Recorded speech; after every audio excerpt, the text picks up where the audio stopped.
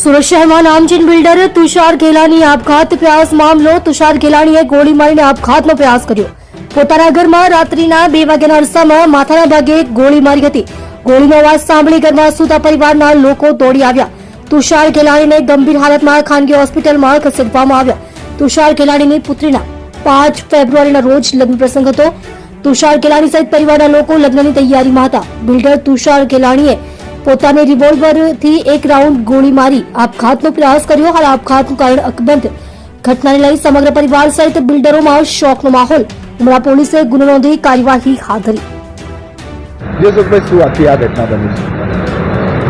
ઘટનામાં મારા મિત્ર દ્વારા જે જાણ થઈ અને જે ઘટના બની દુઃખદ છે અને હાલમાં હું અહીંયા મહાવીર હોસ્પિટલ આવ્યો। તુષારભાઈની તબિયત સુધારા ઉપર છે।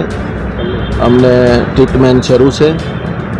હમણાં ડૉક્ટર જ્યારે 10 વાગે પાછા આવશે ત્યારે અપડેટ આપણને જાણ આવશે।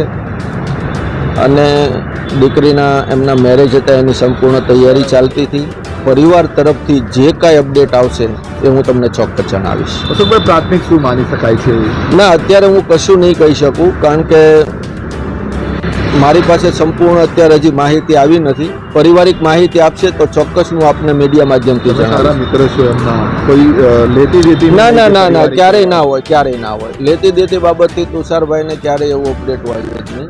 અને જે કાંઈ ઘટના બની છે એનાથી હું દુઃખી છું અને અત્યારે ભગવાનની કૃપા છે કે એમની તબિયત સુધારા ઉપર છે।